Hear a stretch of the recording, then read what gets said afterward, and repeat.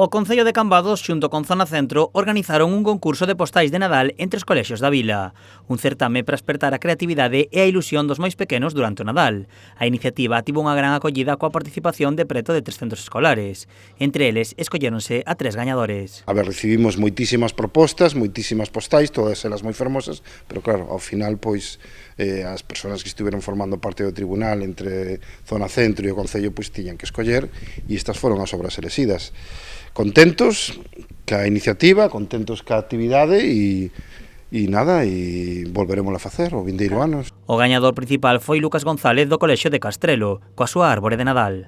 En un árbol de Nadal en medio dun campo nevado. Fixen acuarelas con esponxa para a noite e o árbol e o suelo. E o árbol coas bolas os fixen con uns rotos metalizados, as bolas de neve e con pincel e pintura blanca. O segundo premio foi para Camino Daniela Tío, do Colexio Magariños, centrada na Torre de San Sadurniño. Pues la Torre de San Saturnino, una estrella muy grande, le puse muchos regalos y puse un cartel con todas las parroquias.